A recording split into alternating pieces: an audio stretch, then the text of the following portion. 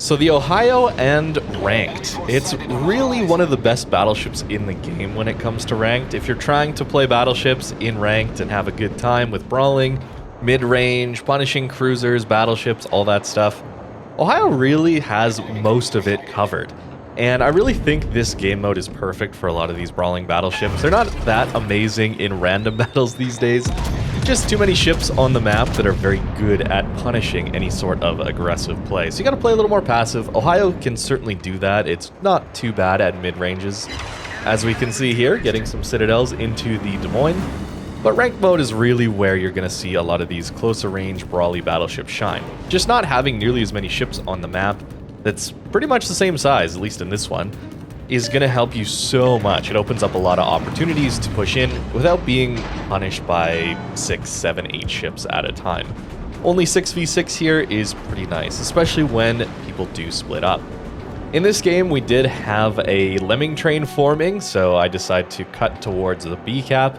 We can use this island here to our right to limit who can shoot at us. This is a really big factor when it comes to brawling in a battleship. You do need to use islands to your advantage, and you can't have things in the game that really hard punish sitting next to an island. So carriers, submarines, that kind of thing. It's the standard at this point. You can't really do these kinds of plays when those are in the game. You need to be able to maneuver. That's pretty well known at this point. But Ohio here, we're having a pretty decent start. Very few hits for a ton of damage. If I'd saved my salvo there, well, it was a decent salvo into that Thunder. I could have actually hit this Des Moines again. Sometimes you do want to be saving your shots for those priority targets. Radar cruisers certainly being one of them. You can see how this island here really cuts the map in half. And that's what's going to allow us to do a reasonable job this game. It really locks out the Hindenburg, potentially even the Shimakaze, and it's going to force the Schlieffen to hard push us if he wants to come try and get us. That allows us to focus on the Thunderer, maybe help out on the Vampire 2 in the south as well, and trying to kill this Des Moines. We nearly do it. Front guns only, doing some pretty good damage into that Des Moines.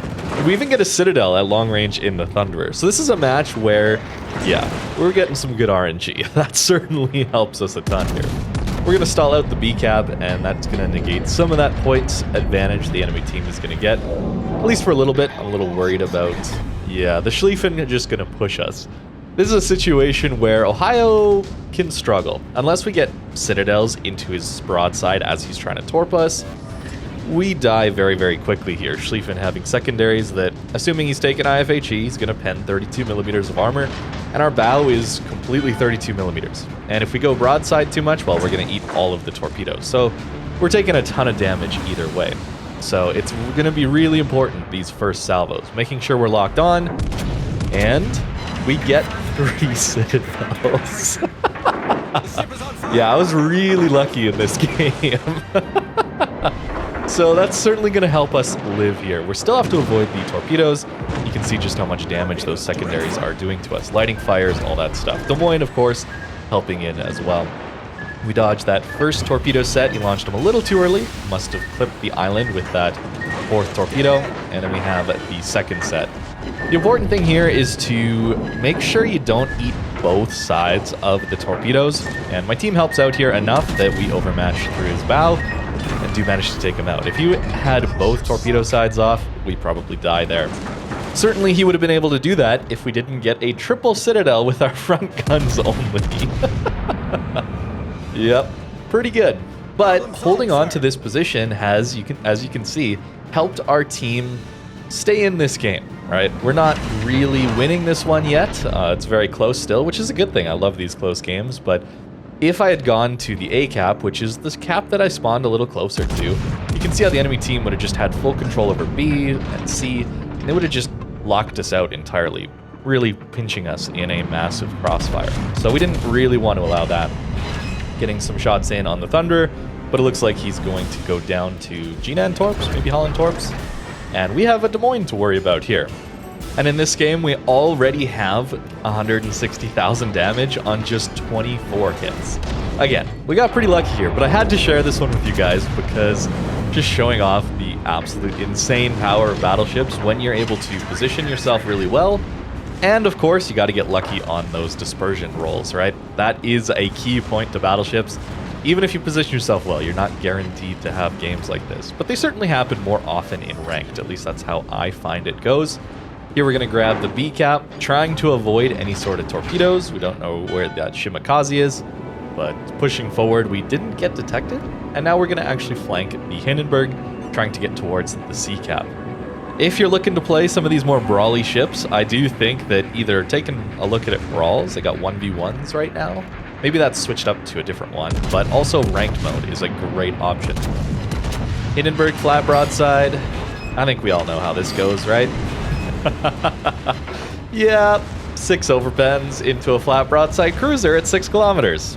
It is World of Warships. That is the game we are playing. Yes, I recognize this. Unfortunate, but that's just how this game's been designed some of these days, so we got to deal with it. Maybe waiting for the Hindenburg to be a little more angled would be the right play, since we overmatch. Honestly, that's the main reason I talk about I want battleships to do more damage to broadside targets like that, and less damage to angled targets. I think for the Hindenburg player, it's probably pretty frustrating to angle his ship and then take a bunch more damage to both the Preußen and myself, compared to going broadside and getting away with one. At least to me, that seems a little more frustrating on both ends for the Hindenburg player and for the Battleship player, but 212,000 damage in a 6v6 ranked game, that's pretty extreme. Ohio certainly has done a pretty good job here, and I know this ship is pretty hard to get, so if you don't have this one, you certainly can give it a go. It's something like a Preußen, just going to take a lot more damage than something like the Ohio, and be a little less consistent with those main guns. Also, something like a Schlieffen would do really well here, but that one does play a little bit differently. It doesn't have the tankiness, but it has the extreme secondary power, of course. We do manage to get this cap, and that's going to win us the game, actually. The Shimakaze either ran off the map or went AFK, I'm not sure. But a pretty decent ranked game, I gotta say. And this was one of the first ones I think I played in the new season, where we get tier 10 ships in ranked instead of tier 9s like we got last time. As for the build here on the Ohio, you could try something very specific for ranked, but I tend to just go with a pretty standard build here. We're actually giving up concealment, which seems a little weird.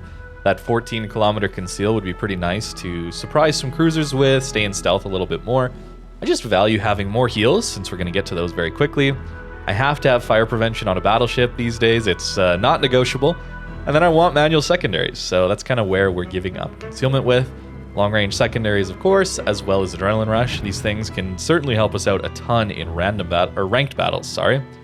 Random battles, maybe you could give up secondaries and just go with a very tanky, accurate mid-range ship. That could be an idea, but I like the secondaries too much on this thing to give that up. Brawling, of course, is the most fun part of the game for me. AA and ASW expert. This really is just about trying to avoid carriers and subs or deal with them as best I can. Doesn't really do that much. Vigilance, probably a better skill to have, or even taking grease the gears. The turrets are already really, really fast. 30-second turn time, so it's not too bad, but yeah, I'm trying to... trying a little bit. It doesn't really help all that much. Definitely go with Vigilance, especially if you're going to be pushing in. No Hydro here is a bit of a downside. Emergency Repair Specialist here helping us get to those heals and damage controls a little quicker, but Gunfeeder is also a really, really good option here, especially if you have an enhanced version like we do on Halsey here. 60-second swap time, or 60% reduced swap time to HE is pretty good. You almost become a Thunderer when you swap to the HE on Ohio. It's not quite that good, but close. We, of course, are going with accuracy. In this game, it worked out really well. Not everyone looks like that, but in this case, it certainly did. Taking concealment, and of course, taking damage control system. Like I always say, we want 2 out of the 3 here, the upgrade on this one, as well as the flag here, and then the commander skill. So out of those 3, I always want to take at least 2 of those. That way, I get a lot of the benefits of reducing fire time without diminishing returns, that kind of thing. Secondary range here, since there's no accuracy upgrade on the main guns on American battleships here. I'm actually taking Damage Control Party Mod 1. That 30-second immunity time allowed me to damage control those double fires before all of the torpedoes were even spotted against that Schlieffen. So that immunity time is pretty nice, although it does mean if you're going to damage control a single or double fire, the next time you can activate your damage control again is a little bit further away, because that immunity time doesn't allow the consumable to start reloading for a little bit longer. So that's going to be the Ohio in Ranked. Just had to share this absolutely crazy game with you guys. Hope you guys enjoyed it. Thank you very much for watching, and I hope you have a great rest of your day.